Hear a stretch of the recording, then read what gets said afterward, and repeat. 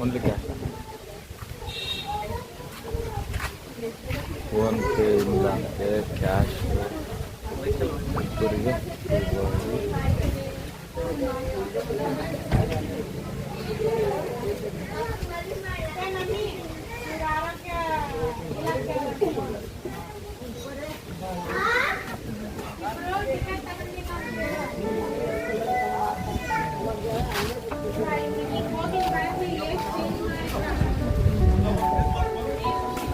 ಹೋಗೋಣ. 10 ರೂಪಾಯಿ ಮತ್ತೆ ಚೇಂಜ್ ಮಾಡೋಕ್ಕೆ ಹೋಗ್ಬೇಕೀಗ.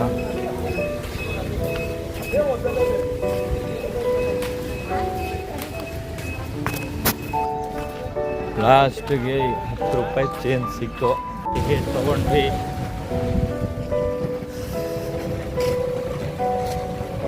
ಎಲೆಕ್ಟ್ರಿಕಲ್ ಗಾಡಿಗೆ ಗೊತ್ತಾ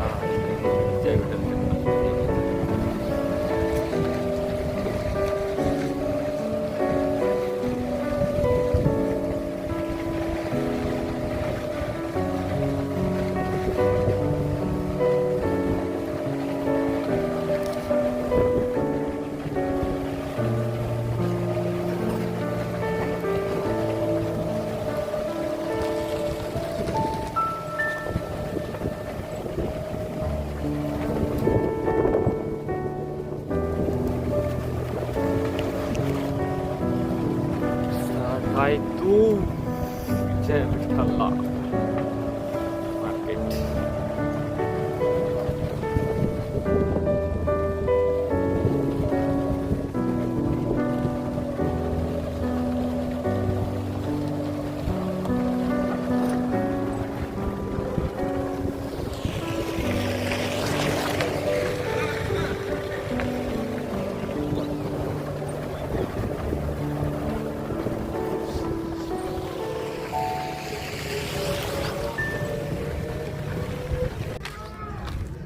ಇಲ್ಲಿನೂ ಟಿಕೆಟ್ ತೊಗೋಬೇಕು. ಒಳಗಡೆಗೆ ಟಿಕೆಟ್ ತೊಗೊಳಕಂತ ಹೋಗ್ತಾ ಇದ್ದೀನಿ. ನೋಡೋಣ.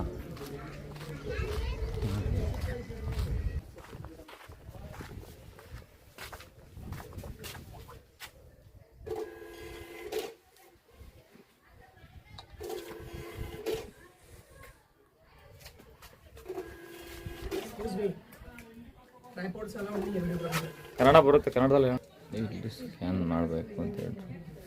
ಒಂದೇ ಸ್ಕ್ಯಾನ್ ಮಾಡ್ತಾ ಇದ್ದೀನಿ. ಈಗ ಸ್ಕ್ಯಾನ್ ಮಾಡಿದೆ.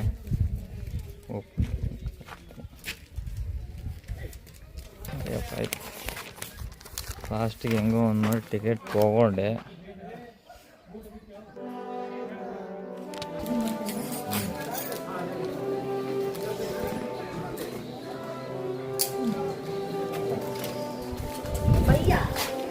ಇಲ್ಲ, ನೀವೇ ಬಂದಿಲ್ಲ ಬಿಡಿ.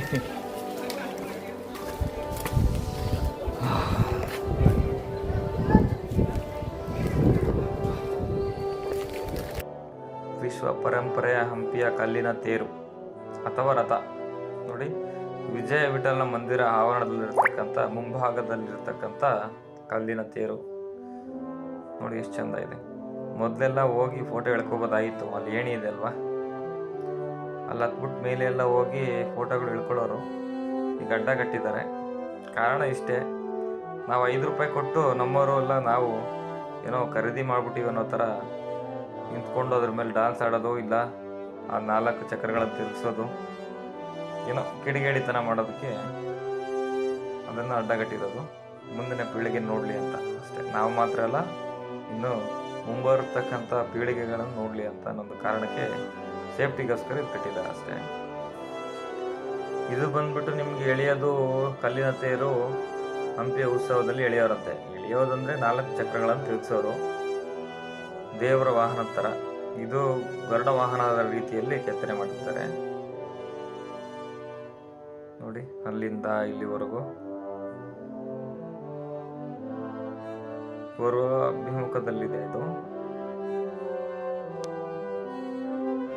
ನೋಡಿ, ಆನೆ ಕೆತ್ತನೆಗಳು, ಮೂರ್ತಿಗಳು ನೋಡೋದಕ್ಕೆ ಎಷ್ಟು ಚೆನ್ನಾಗಿದೆ. ಇದು ಬಂದ್ಬಿಟ್ಟು ನಿಮಗೆ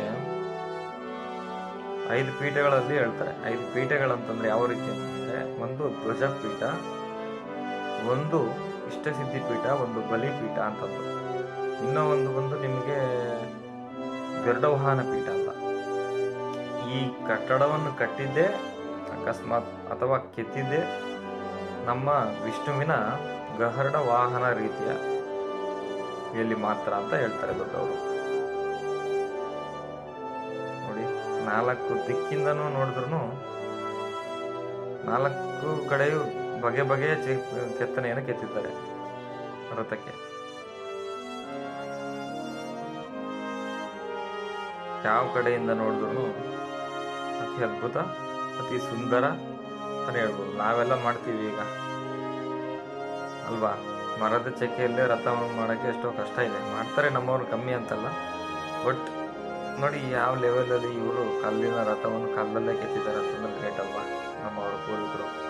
ಅದರಲ್ಲಿ ಯಾವುದೇ ಮಷಿನರಿ ಇಲ್ಲದೆ, ಯಾವುದೇ ಉಪಕರಣಗಳಿಲ್ಲದೆ ಕಲ್ಲಲ್ಲೇ ಕೈಯಲ್ಲೇ ಕೆತ್ತಿದ್ದಾರೆ ಅಂದರೆ ಗ್ರೇಟ್ ಅಲ್ವಾ ನಮ್ಮವರು. ಅದು ನಮ್ಮ ಕನ್ನಡ ನಾಡಿನಲ್ಲಿದೆ ಅಂತಂದರೆ ಎಷ್ಟು ಹೆಮ್ಮೆಯ ವಿಷಯ ಅಲ್ವಾ.